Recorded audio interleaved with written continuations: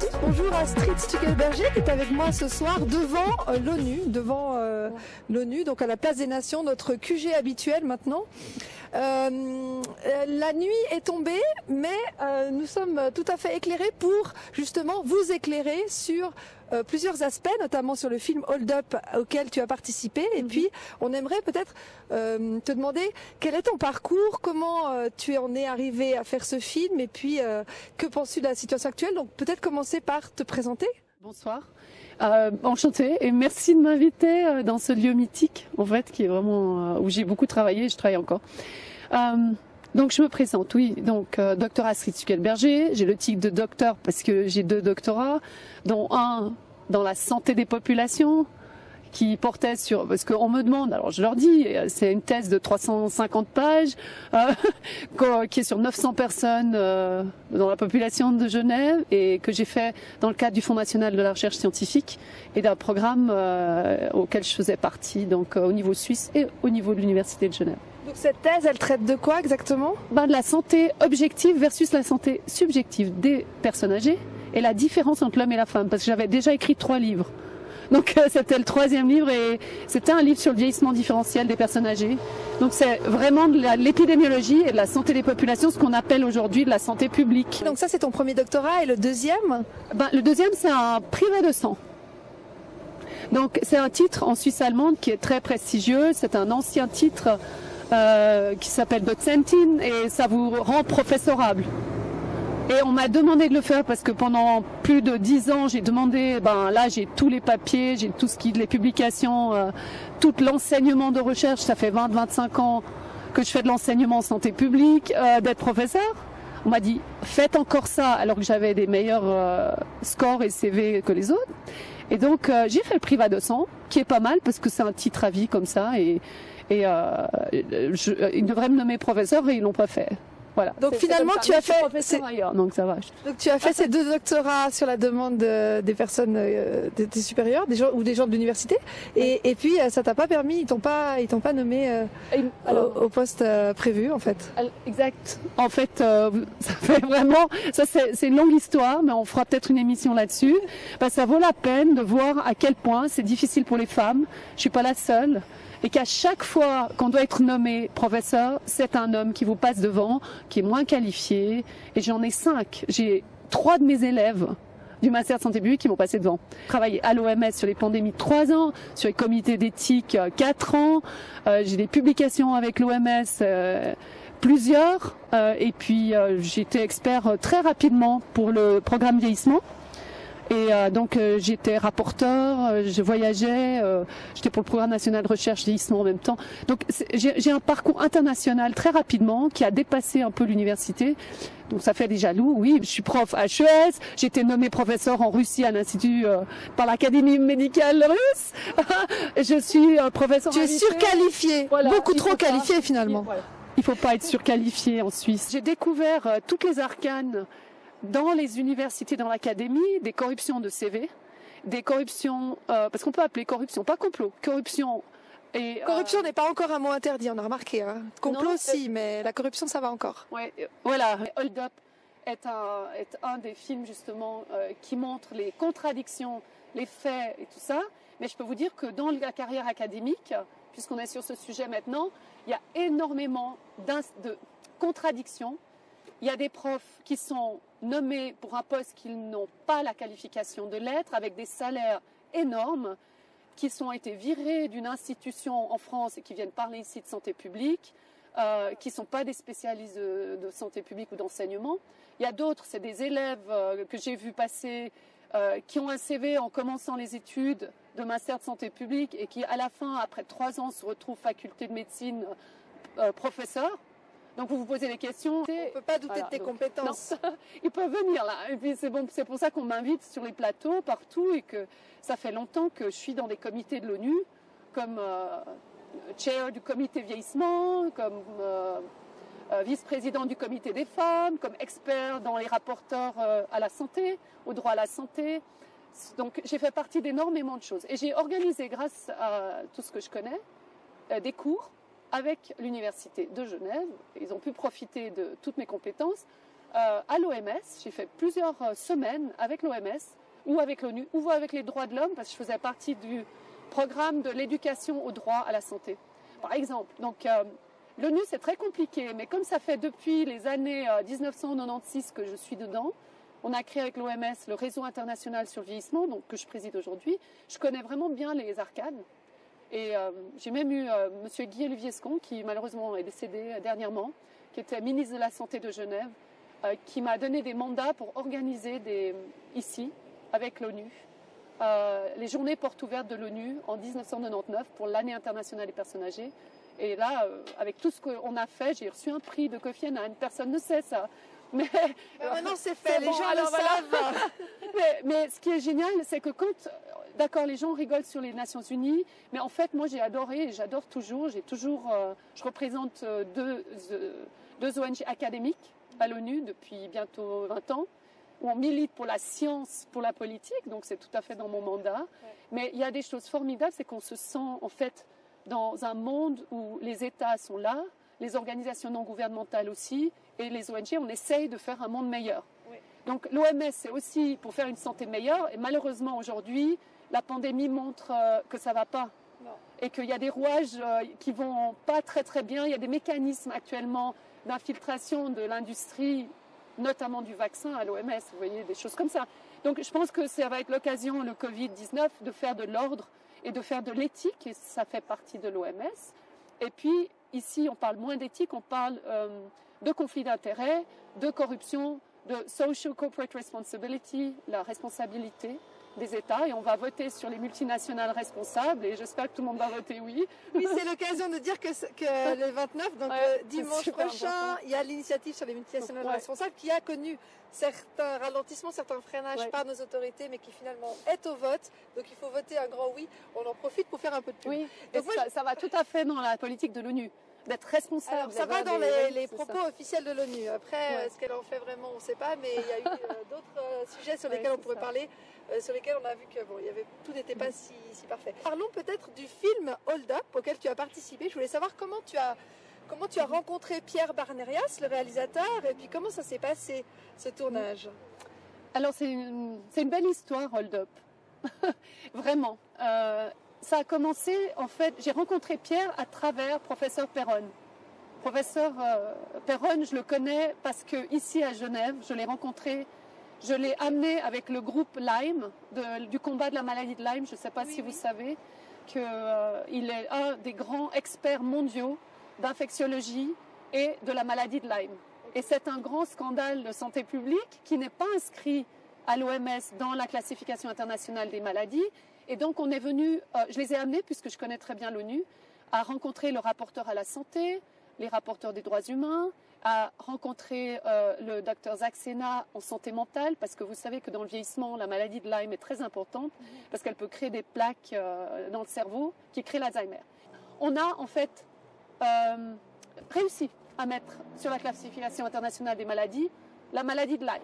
Donc, le professeur Perron, on est en contact et il m'a conseillé à Pierre Barnerias pour faire partie du film Hold Up que j'ai tout de suite accepté. Je suis allée à Paris, j'ai tourné puisque j'ai une expertise. J'ai une expertise parce que j'ai travaillé pendant 3 ans dans l'unité de Global Response, Alert and Response sur les pandémies pour mettre sur pied des cours d'entraînement, des cours d'éducation pour les États, pour les personnes clés de l'OMS dans les régions et pour les experts en épidémiologie dans les régions. Et j'ai fait ça via l'Université de Genève, on m'a donné le mandat, donc pendant 3 ans. J'ai travaillé avec C'était quand ça, cette préparation aux pandémies? C'était de 2009 à 2012-13. Et on a même eu le mandat renouvelé. Et puis tout à coup, le Japon ou d'un autre pays n'ont pas voulu payer pour l'éducation à préparer les pandémies. Et c'était aussi avec l'Université de Georgetown et Pretoria, donc c'était et l'OMS de Lyon. Donc c'était super passionnant. On a organisé des cours en ligne et à l'Institut Mérieux. Une personne consultante américaine à l'OMS qui est venue me convoquer m'a dit, parce que j'ai mis sur pied l'école d'été sur la santé globale et les droits humains. Et j'étais celle qui la dirigeait, qui faisait tous les programmes pendant 3 semaines. Et donc je faisais 1 semaine sur les pandémies avec les experts. Et on faisait travailler les étudiants américains. Et ça avait beaucoup de succès. Et le gars, il me convoque et il me dit... Et puis j'avais invité une fille de l'OMS du Tadjikistan qui donnait aussi un cours. Il nous convoque les deux, il dit mais vous arrêtez, il faut pas enseigner ça, il faut arrêter d'enseigner ça. Puis je dis mais de quoi je me mêle, c'est une démocratie, nous on enseigne, on fait de l'éducation et ça fait partie du système de santé, de la santé publique. Ouais. Et donc j'étais assez choquée, mais j'ai tenu tête en disant mais c'est une nécessité d'ailleurs, pourquoi vous avez arrêté vous? Ouais. Parce que tous les pays n'ont pas été éduqués. Ouais. Vous voyez, il y a 4 types de pandémies, il n'y a pas que l'infection. Donc finalement tu as dû arrêter à ce moment-là? Non, moi, je n'ai pas arrêté. J'ai continué. C'est l'université qui a arrêté le cours. Parce que j'étais plus là. Alors, ils étaient embêtés. Parce que après, j'ai dit, OK, bah, si c'est comme ça, je vais retirer mes recherches. On va faire autre chose. Je continue mes recherches avec Gina et avec l'université de Lausanne. Et donc, pour revenir au film Hold Up, tu as donc participé par le biais de Christian Perron. Et tu as fait d'autres rencontres, j'imagine. Est-ce que tu veux nous en parler? Oui, j'ai fait des belles rencontres. Je peux vous dire, il y a beaucoup de gens qui me félicitent dans mon milieu, dans le milieu scientifique, en disant « Bravo, tu as eu le courage de parler ». Mais j'ai le courage parce que je ne suis pas liée contractuellement et je ne peux pas perdre mon travail. Sinon, je vous assure, j'aurais été virée déjà maintenant, si j'étais dans une université. Je connais ça. OK. Donc, vu ma stature et mon expérience, ça me permet de faire ça. Et je le fais parce que c'est tellement important pour le futur de ce qu'on fait maintenant et des prochaines générations. Les gens se rendent même pas compte à quel point le monde peut devenir vraiment l'obligation de se vacciner si on veut se faire opérer, de se vacciner si on veut aller à l'école, avec un vaccin qu'on ne connaît pas, qui n'a pas été testé, on ne sait même pas la longévité de ce vaccin et qu'est-ce qui va créer autisme ou sclérose en plaques, comme disait le docteur Sigrist aujourd'hui. Donc je suis contente qu'il y ait quand même des scientifiques vaccinologues qui le disent, et il y en a beaucoup qui le disent. Donc vous voyez, les gens n'ont aucune idée à quel point c'est important. Les enjeux sont énormes, mais énormes. Les conflits d'intérêts que les médias ont, que l'OMS a en signant des contrats, que Swissmedic a en signant des contrats. Avec la Fondation Bill Gates notamment. Avec la Fondation Bill Gates et l'OMS. Et l'OMS, oui. Il y a un papier qui montre que l'OMS a été impliquée dans la signature. Oui, oui, en 2015, il y a une convention de financement. Voilà. Enfin... Donc ça montre quand même que dans toute la chaîne de transmission de la science, qui est là pour servir la santé publique et les décisions politiques, ce que j'ai fait pour tous les mandats que j'ai fait, pour la Suisse, l'Autriche, la Commission européenne, c'est toujours le service de la méthodologie stricte et de comment on apporte une solution pour le gouvernement. Et bien là, c'est pas respecté dans toute la chaîne de transmission. Et je vous assure que le procès va avoir lieu dans la science aussi. Oui, pas... comme tu me disais avant l'émission, ces gens-là auront des comptes à rendre, il ne faudra pas oublier et ne pas faire comme si ça n'avait jamais eu lieu. Ces 8 mois, 9 mois, on ne sait pas combien encore de temps. Bah, il ne faut surtout pas oublier, et puis rappelez-vous bien ce que vous avez vécu ces 6 derniers mois, que ça va éclater comme une bulle d'air, j'espère, parce que sinon ça va être... le prison et la prison dans le sens psychologique du terme, les fausses informations, des sciences qui ne sont pas faites par des scientifiques mais par des politiques et des technocrates, dont Microsoft, je veux dire, ou d'autres. Donc c'est vraiment très grave. Quand on est scientifique et avec l'éthique, on voit bien que ça a une implication sur les gens, sur leur économie, leur bien-être. C'est complètement à l'envers de la santé publique. Donc tout ce j'ai enseigné là depuis 25 ans, c'est à l'envers. Et en plus, les 10 ans avant, où j'étais co-directrice du programme national de recherche sur le vieillissement quand même, de nouveau la recherche pour la politique, 12 millions, 30 projets de recherche, c'était la science pour donner des directions au gouvernement, et Ruud Dreyfus était à la tête de tout ça, ça a été super intéressant, bah c'est plus là.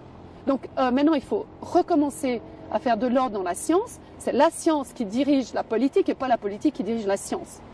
Donc je l'ai dit sur V9, et la femme de Véran qui était sur le plateau, on a coupé, hein, donc je le dis. Donc on pourra parler de ça dans l'émission. On en parle juste après, mais bon, déjà donne-nous un petit peu d'informations. Oui.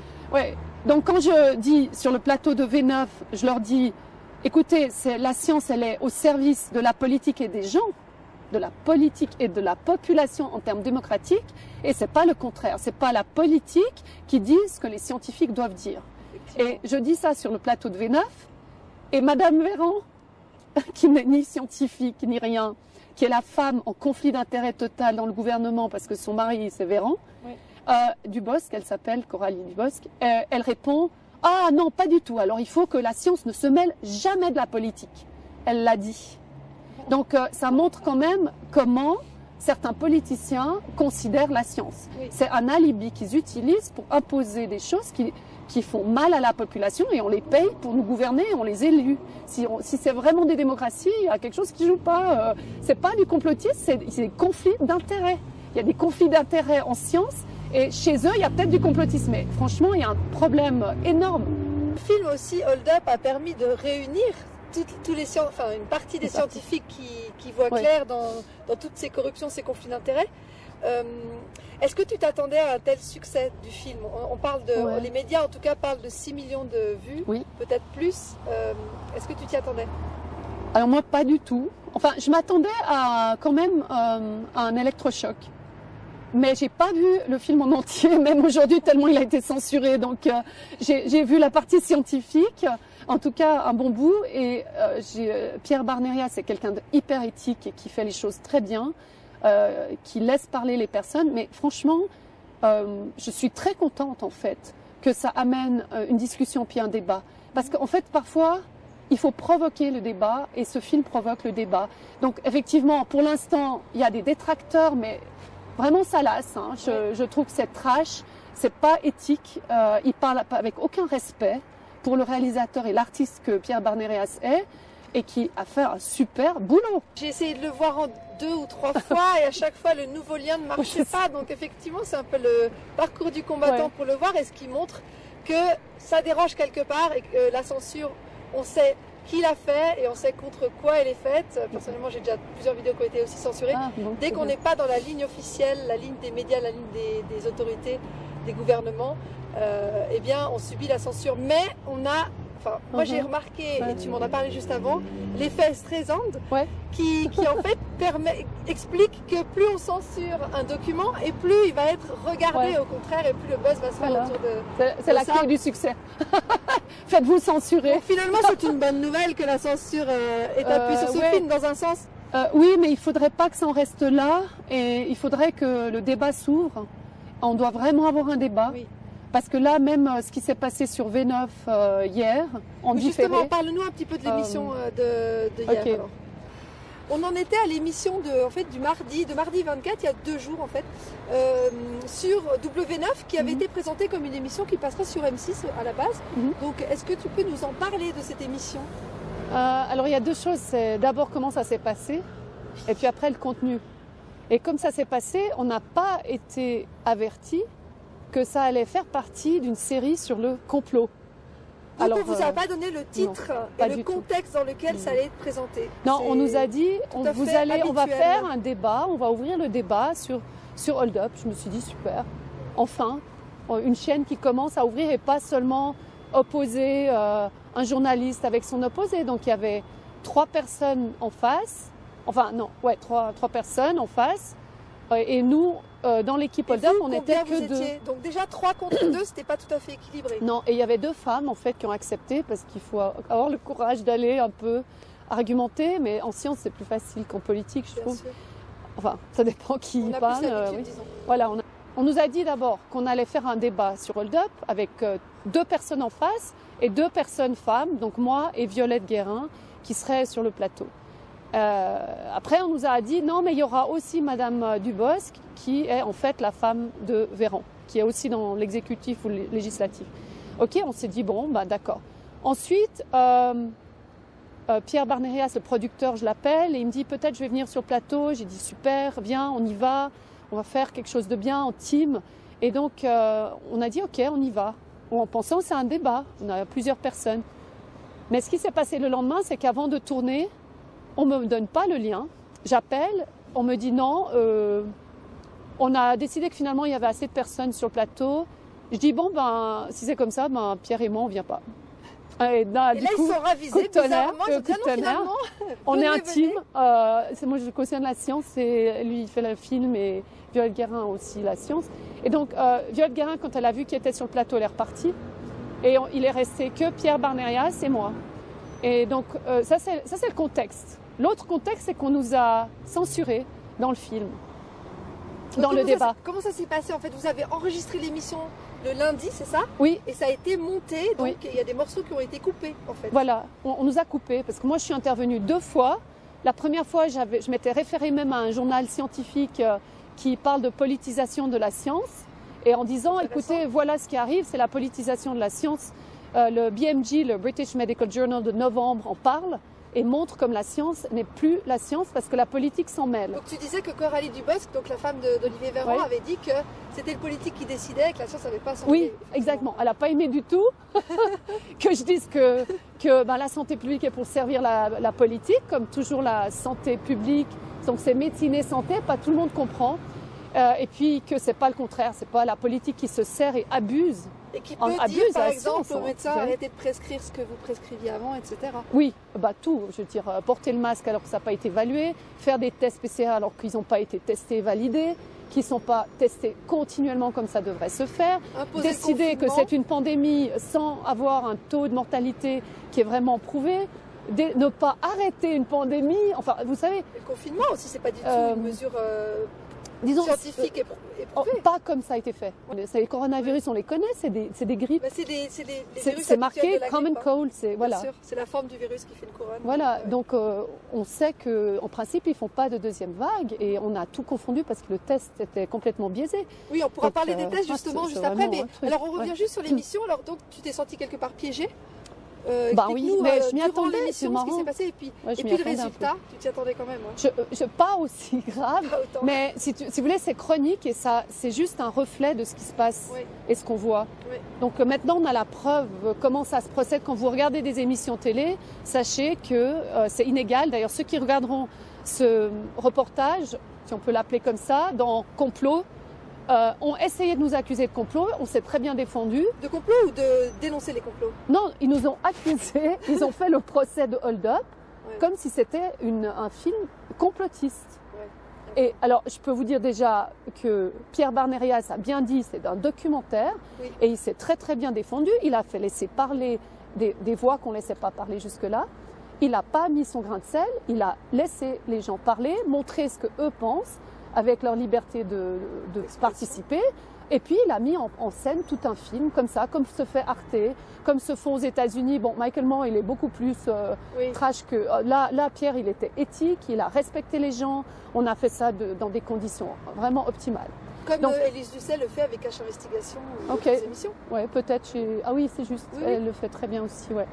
Il y a des très bons journalistes d'investigation. Donc là, je trouve qu'il est devenu presque un journaliste d'investigation scientifique. Les autres films qu'il a fait aussi sont très bien. Alors ça, c'est pour la partie Pierre Barnérias. Et au niveau scientifique, en fait, moi, j'ai essayé de dire que la science et la politique, ce qu'on voit avec le Covid, c'est qu'on ne laisse pas parler les scientifiques. Et que c'est pas le mot on laisse parler les scientifiques qui sont financés par les laboratoires. Oui, alors justement, j'ai dit le complot, il n'existe pas dans la science. Le mot complot n'existe pas scientifiquement, c'est dans la politique le mot complot, c'est pas dans la science. Mais dans la science, vous avez 3 mots-clés que j'ai moi identifiés. C'est ce qui est éthique et pas éthique, la corruption, et ça je l'ai expérimenté, je peux vous en parler, et puis les conflits d'intérêts. Alors là, et je l'ai même dit sur le plateau et on m'a sucré, j'ai dit les conflits d'intérêts, on pourrait en parler ici parce que c'est justement le problème du Covid, c'est les conflits d'intérêts à tous les niveaux. En plus des personnes qui parlent, qui n'ont pas les qualités de le parler, celles qui sont choisies, du nespotisme, ça existe aussi à l'université. Donc, si vous voulez, on peut retrouver toute la chaîne. Et j'ai demandé qu'ils arrêtent les PCR puisque j'ai dit pourquoi on en est là? Pour 2 choses. La gravité qui crée les décisions politiques. On a analysé, on a un groupe qui analyse quand même assez bien. La gravité, elle est basée sur 2 choses, je l'ai dit. Sur les tests? Sur les tests qui ne sont pas corrects, qui n'ont pas été validés et accrédités par Swissmedic, par toutes ces équipes, et qui changent tout le temps. Vous prenez 2 appareils, vous testez des choses différentes. Elon Musk, il est super. Oui. Il a été testé positif, négatif. Il a fait 4 tests avec le même labo, 2 positifs et 2 négatifs. Et les cycles d'amplification, etc., on en parle. Il faudrait jamais, jamais que ces cycles d'amplification dépassent 35. Oui, et d'ailleurs, vous en parliez avec Manuel Schibler. J'ai écouté votre émission sur Forum. Et puis même lui, il admettait qu'au-delà de 25 cycles, c'était déjà tendancieux et que de toute façon, un test positif n'indiquait ni qu'on était malade, ni qu'on était contagieux. Non, on est même peut-être guéri, on est guéri et puis on a des débris d'un virus et c'est pas forcément le corona. Pas forcément le SARS-CoV-2. C'est une blague. Parce que quand vous prenez le test, si vous analysez, moi j'ai fait un graphique en disant, ok, un test positif et négatif, ça a quoi comme implication dans les décisions politiques dans un système de santé? Je peux vous dire, c'est énorme. C'est là-dessus qu'ils se basent. C'est énorme. Pour déclarer le nombre de cas. D'ailleurs, les cas, c'est ça. Oui, c'est le nombre de tests positifs. On ne sait pas ce que ça veut dire. Ils ne sont pas du tout fiables. Et le problème du test, c'est qu'on peut tester plusieurs fois dans un hôpital la même personne. Et avoir. C'est pas des nombres. Ah, oui. C'est pas des nombres de personnes. C'est des nombres de tests. Donc, par exemple, 10 cas, ça pourrait représenter 2 personnes. Oui, ou une personne qui a passé de la gériatrie à l'hôpital cantonal, retournée, et en un mois, elle se fait tester 10 fois. Donc elle compte comme 10 cas, cette personne. Oui. Alors je vous donne un autre scoop, c'est que les équipes de foot aujourd'hui, avant de monter dans de rentrer sur le terrain de foot, de monter sur le ballon, avant de rentrer sur le terrain de foot, elles sont testées en rentrant et en sortant. Au cas où il est contracté pendant le match. Le ballon, si jamais. Ah, le ballon, si le ballon avait donné le virus. Ouais, on sait jamais. On peut imaginer plein de trucs. Et ils sont testés encore après dans l'équipe quand ils s'entraînent, etc.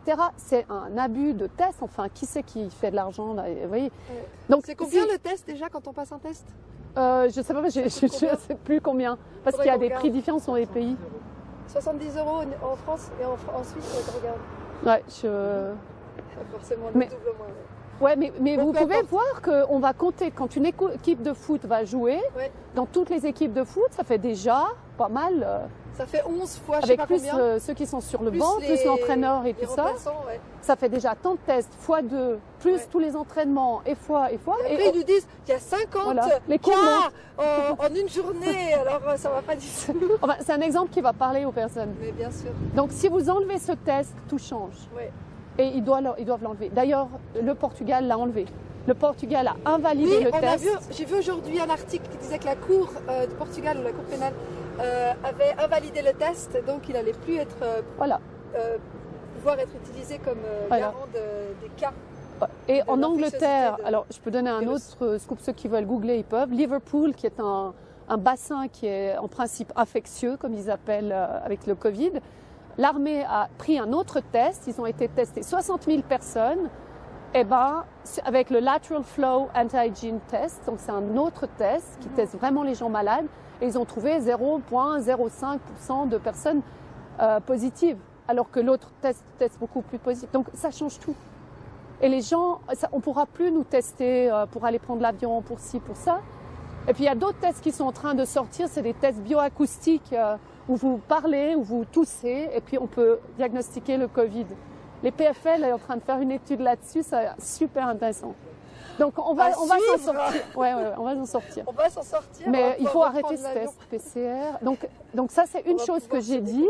Il faut arrêter ce test PCR parce qu'il y a trop de cycles d'amplification et personne ne contrôle. Et j'ai parlé à Dr Mike Eden, qui est un spécialiste de Pfizer, un ancien, et qui dit en fait qu'il faut tester le test lui-même. Il a dit que les tests n'étaient pas faits. Tout le temps. Mais non, mais il faudrait à chaque jour en labo regarder que ce test teste vraiment des positifs malades. Et c'est pas fait. Le contrôle qualité n'est pas fait. Les décisions politiques, il y a 2 gravités. On dit que la gravité, elle est basée sur le test parce qu'on fait cas, on dit cas infectieux, on dit dangerosité, on change le mot test avec plein d'autres mots. Et le deuxième truc, qui est plutôt le premier, c'est que le taux de mortalité est supérieur aux autres années. Le taux de mortalité est surnuméraire par rapport à une période ou une année comme les autres. Eh bien, vous prenez les statistiques suisses aujourd'hui, c'est le même taux. C'est le même taux de mortalité. Alors, ce qu'on a vu en tout cas dans le premier semestre 2020, il y a moins de morts, il y a moins de décès, toutes morts confondues, que les 8 années précédentes. Alors après, depuis, j'ai pas... c'est peut-être des gens qui étaient malades et qui se sont fait soigner très tard. Il y a des choses différentes. Non, parce qu'il y a des étiquetages des raisons de la mort qui sont différents. Aujourd'hui, on a vu, moi j'ai tellement de témoignages, j'ai reçu tellement de témoignages de personnes dont le père, la mère, les amis sont décédés d'un cancer, plein de choses possibles, mais qui ont été étiquetées Covid. Oui, alors la cause de décès, c'est un autre problème que les taux de mortalité. Mais la cause de décès. Il y a eu l'exergue qui a été mis sur le Covid comme une cause forte de mortalité. Et en fait, c'est souvent donné façon fallacieuse comme Oui. étiquette. Ben, moi, en gériatrie, quand je faisais partie de l'équipe de recherche, Oui. on faisait des analyses des autopsies, Oui. etc. Et on analysait ça. Et il y avait dans les rapports qu'on devait donner à l'Office fédéral de la statistique, il y avait 3 causes de décès. Donc on mettait la première, la plus importante, ensuite la deuxième, la troisième. Donc aujourd'hui, la question c'est, est-ce que Covid, vous la mettez en 1, en 2 ou en 3 Et quand la il y a les réponse polymorbidités? Je ne sais pas. Mais on va se renseigner. on sait, ouais, renseignez-vous. Et l'autre chose bizarre, c'est qu'ils testent en post-mortem. Comment on teste En quelqu'un post-mortem. qui est mort? Comment on fait? On lui met le coton-tige dans Ouais, le nez ben, il faut après? chercher. Et, ouais, non, il y a des médecins qui me parlent des scandales. Il y a des infirmières qui me disent qu'elle a vu des médecins au CHUV qui forcent le patient à dire qu'il a le Covid Ouais, pour je le sais. tester. Moi j'ai eu des familles qui C'est quand m'ont même dingue. dit qu'on leur avait demandé de dire que c'était Covid. Oui, non, il y a beaucoup d'erreurs et de choses problématiques.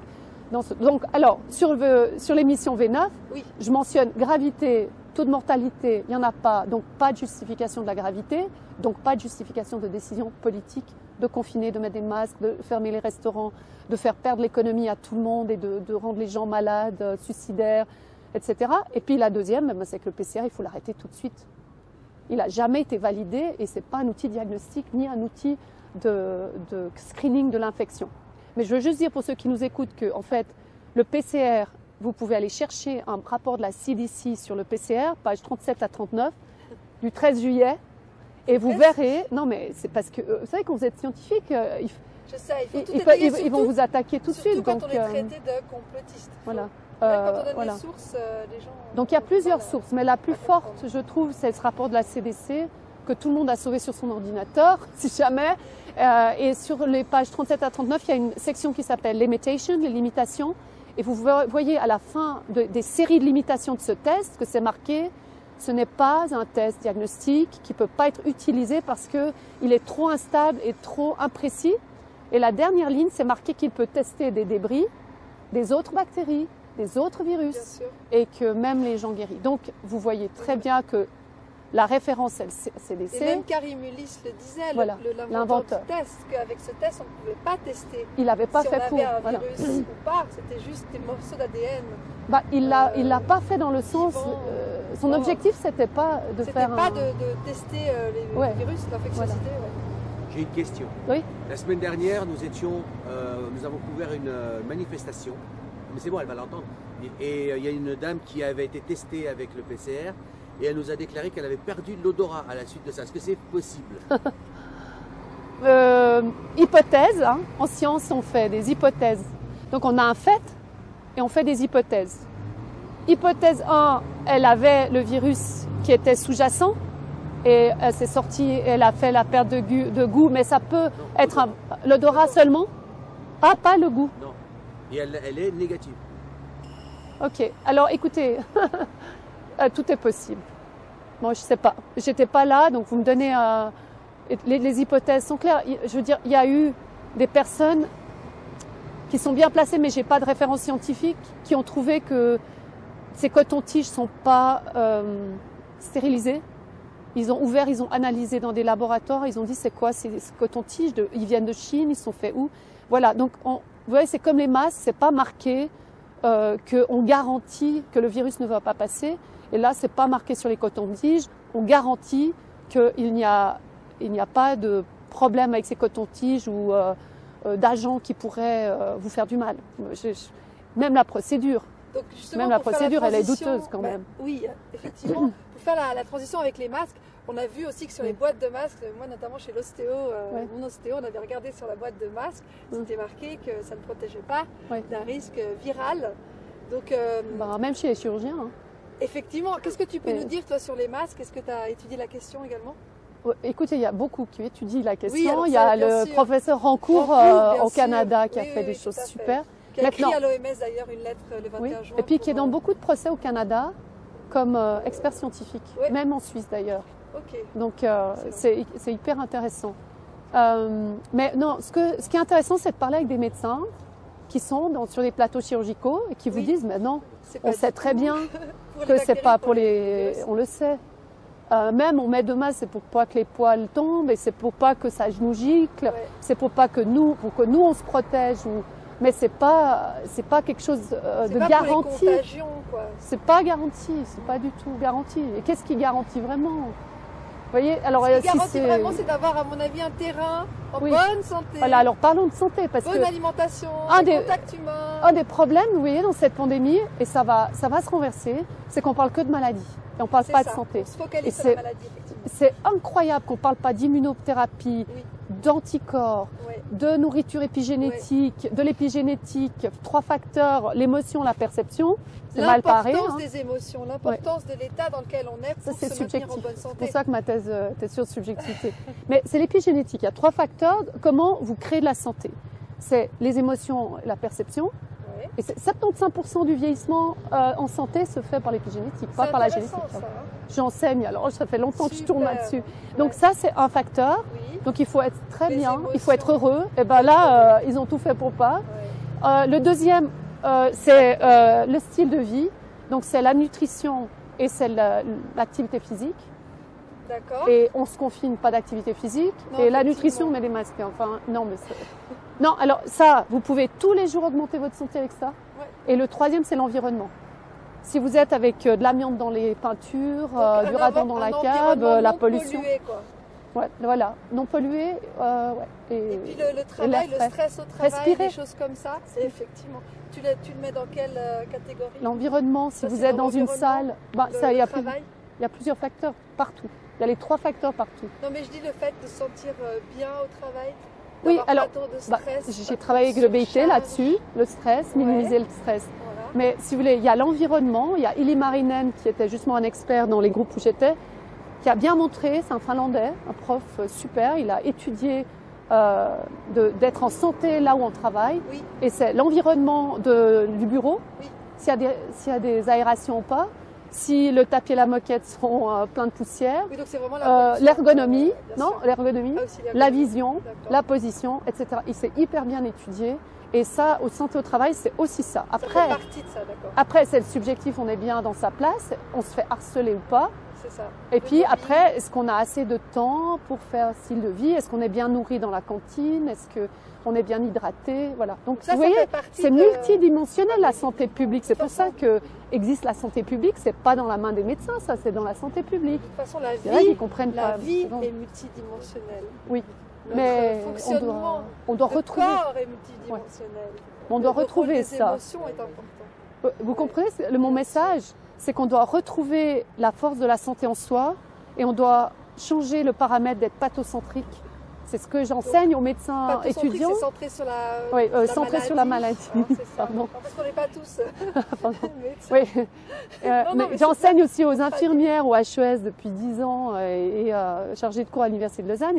Et c'est le fond de tout ce que je dis, quoi. Centrons-nous sur la santé pour augmenter la santé, l'épigénétique qui nous donne la preuve, et sortons et même quand vous êtes malade, vous pouvez augmenter la santé. Donc même quand quelqu'un a le Covid, il peut prendre plus de vitamine C, le prendre en intraveineux, ça a des effets super. Moi j'ai été malade pendant 10 jours, petit scoop, et je me suis guérie à l'artémisia.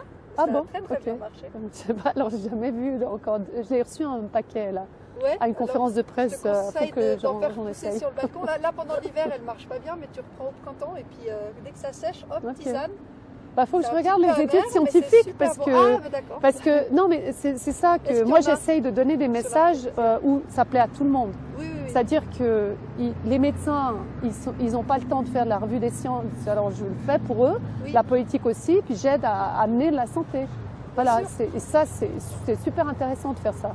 C'est comme si la médecine s'est beaucoup centrée sur la maladie et pas sur la prévention, pas sur la santé, mais je vous assure qu'il y a des médecins qui ont compris ça depuis longtemps et qui veulent introduire ça dans les études de médecine et partout, mais c'est vraiment lent. D'ailleurs, ça me fait penser qu'on parle de assurance maladie et pas d'assurance santé. Donc, quelque part, c'est comme si on s'assurait qu'on reste malade. L'OMS a dit, quand j'ai fait le film, disait qu'on n'avait pas besoin des masques, avec une dizaine de pages de références scientifiques, c'était posté sur le site. Ça datait de juin. Et donc, dans le film Hold Up, moi j'ai dit, il n'y a pas besoin des masques. L'OMS ne recommande pas les masques. Et W9, la speakerine, m'a piégée. En quelques mots, elle m'a dit, est-ce que vous soutenez toujours ça? Parce qu'aujourd'hui, ils disent qu'il faut mettre les masques. Et j'ai dit, mais je soutiens toujours, puisque l'OMS a été d'accord de ne pas recommander les masques jusqu'au 20 octobre. Et tout à coup, ils ont décidé de recommander de mettre les masques. Donc, il y a quand même un problème. J'ai dit, il y a un problème à l'OMS, puisqu'il y a moins de virus, il n'y a pas une vraie deuxième vague, vraiment pas. Donc, voilà, c'est ce que j'ai répondu. Ça, c'était la première. Ensuite, la deuxième, elle venait un peu vers la fin. Et comme je voyais qu'il y avait une inégalité, si vous analysez le film, ce reportage, il y a une inégalité de temps de parole énorme. Donc j'ai dit, bon, bah, j'ai lancé un message, est-ce que je peux dire quelque chose, quoi. Et là, j'avais un peu préparé le coup en disant, en fait, on devrait revenir à l'essentiel, c'est la population. Et c'est de dire pourquoi on est dans cette situation. Et j'aimerais bien qu'on dise que Hold Up a soulevé, et heureusement qu'il y a Hold Up pour faire des débats, parce que le centre de ce problème qu'on a, c'est qu'on confine basé sur une science qui n'est pas juste. Et qu'on confine, et j'ai mentionné deux choses, c'est que les taux de mortalité sont égaux, et il n'y a aucun sens d'avoir une gravité de la situation, puisque la gravité d'une situation, les décisions politiques sont basées sur un taux de mortalité surnuméraire, c'est faux. Puis le deuxième, c'est que le test PCR, ça joue pas. Il y a un test qui n'a pas été validé, qui n'a pas été évalué constamment comme on le fait toujours, donc il faut le retirer. Et donc j'ai dit ça, j'ai dit vous voyez très bien qu'il y a un problème et qu'on doit revenir à la science, faire de l'ordre dans la science et dire que la science guide vraiment les décisions politiques et qu'on respecte la science. Et j'ai mentionné le docteur Raoult en disant vous avez une sommité en France, qui est une sommité passée un médecin, mais qui est aussi scientifique. Je fais la distinction. Il y a médecin et un médecin scientifique. Médecin scientifique, infectiologue de haut niveau dans un des meilleurs centres européens d'infectiologie, et vous le cassez, je dis. Donc vous voyez bien que les sciences n'aident pas à guider la politique, il faut vraiment que ça change. Mais beaucoup de médecins qui portent des mauvaises paroles ne sont pas du tout scientifiques. Ils n'ont pas le raisonnement. Ils ont appris qu'un médicament, une maladie, un test, etc. Et ils n'ont plus, et c'est des médecins cliniciens qui me le disent, on a perdu l'art de faire la médecine comme avant. Parce qu'il y a des algorithmes, vous pouvez mettre sur votre ordi, vous pouvez regarder, ah, il a ça, donc ça veut dire ça, donc je donne ça. Et donc, ça devient une machine à penser plutôt qu'un art de faire de la médecine basé sur une science, une réflexion. Le médecin sur le plateau n'était pas un scientifique. Et d'ailleurs, ils n'ont pas du tout aimé que je mentionne Dr Raoult. Ils m'ont même dit, ben, lui, il parle de complot. Mais il ne faut pas tout confondre. Le complot, c'est politique, et la science, c'est corruption, ou c'est non éthique et conflit d'intérêts. Il y a aussi de la corruption dans la politique, je précise.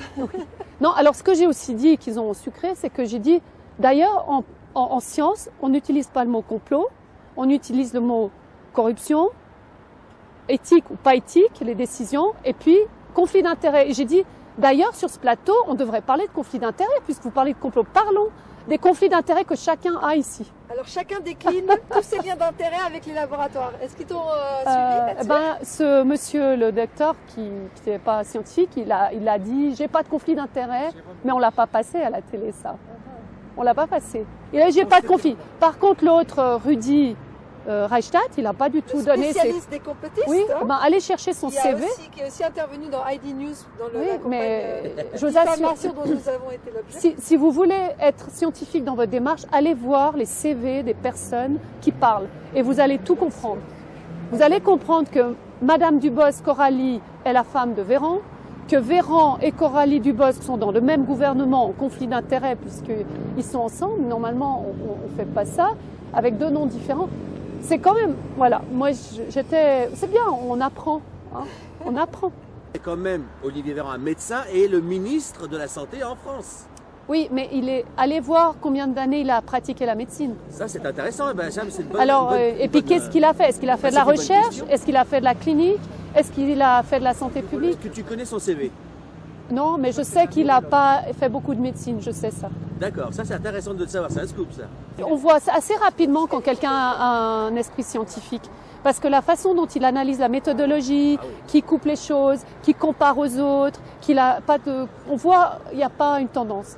On a eu un grand scandale à l'Université de Genève avec comment il s'appelait, Rylander, qui était payé par les tabacs et qui prouvait que le tabac était bon pour la santé. à l'Université de Genève. Vous voyez, il y a eu un scandale. Et même au niveau du Conseil fédéral, ou plutôt des deux chambres, il y avait tout un reportage de la RTS d'ailleurs qui montrait tous les liens d'intérêt des personnes, des conseillers d'État, conseillers nationaux, qui ont mis des freins aux lois anti-tabac. Et on voyait bien pourquoi. Mais moi, je pense que ça va être central dans le futur. C'est de dénoncer les conflits d'intérêts punissables. Parce que ça pourrit les décisions. En fait, on n'arrive pas à faire des choses qui sont bien pour la population. Parce qu'effectivement, il y a une incompatibilité à un moment donné entre les profits des lobbies, des multinationales ou des grandes entreprises, et le bien de la population, le bien commun. Alors, si on le fait, mais en toute transparence. Moi, si je veux faire de la publicité pour le fromage du Valais, je fais du... Vous voyez, si je le fais, mais je le dis que je fais. Comment est-ce que vous faites quand la communication est un mensonge? Est-ce qu'il y a un organisme qui pourrait être neutre, qui devrait exister peut-être dans le futur, qui peut être un journaliste de vérification? Vous voyez, parce qu'il manque quelque chose d'un organisme. Un organisme indépendant, vraiment indépendant de tout. Et qui surveille, et même qui puisse mettre en procès, parce que ça a tellement d'effets sur les populations et les décisions. Donc peut-être qu'il faudra inventer ça. Ce que suggère Michel Herzog notamment, c'est de faire des comités de jury citoyens, mais pour les instances judiciaires, pour le système judiciaire, pour les médias, pour les politiques, le système... l'exécutif, le législatif, tous les centres de pouvoir en fait devraient pouvoir être contrôlés par des citoyens tirés au sort et qui soient complètement libres de tous les intérêts financiers. Il faut installer de l'éthique dans la communication, parce que la communication éthique, c'est de ne pas faire mal aux autres. Évidemment. Et là, avec la pandémie, on fait peur aux gens. Mais on fait peur, mais je n'arrête pas de le dire, mais on terrorise les gens à un point qui est complètement incompatible avec ce que l'OMS avait mis dans son règlement sanitaire international, que la communication du risque doit être transparente, doit écouter le peuple, doit le rassurer, doit dire on ne sait pas, mais on va décider quand on sait. Véran, au lieu de mettre le masque et dire oui ou non ou un truc, il dit on ne sait pas, on va se renseigner. Et donc c'est complètement, c'est pas du tout appliqué. Et c'est pour ça qu'il y a un besoin de mettre un organe d'éthique, de communication, mais aussi de vérification, vraiment. Il y a, et pas seulement dans la communication, dans la science, partout. Dans tous les il va falloir réorganiser. Je suis très optimiste. En fait, depuis le début de cette pandémie, c'est assez incroyable comme, malgré ce qui se passait, j'étais là, enfin, on va ouvrir les choses qui sont déjà là, cachées, et on les voit, et on va pouvoir en parler et en débattre. Donc j'attends ce moment. C'est en train d'arriver, je sens très bien qu'il y a des retournements de situation actuellement. Oui. Le Danemark qui tape sur les casseroles pendant 9 jours pour abandonner la loi Covid. Ça se fait maintenant en Angleterre, ça se fait au Portugal. Quand ils ont découvert l'amiante, c'était super génial, ils en ont mis partout et que c'était une bonne idée. Ensuite, ils sont venus sur la radio. La radio, ils ont trouvé ça extraordinaire. Et chez les marchands de chaussures, justement, ils arrivaient à radiographier les pieds pour voir les chaussures et les pieds à l'intérieur. Et ils ont dit que c'était aussi pas mal comme idée. Et enfin, ils ont aussi balancé pour le tabac. Ils en ont même donné aux enfants. Et là aussi, ils ont dit que c'était une bonne idée.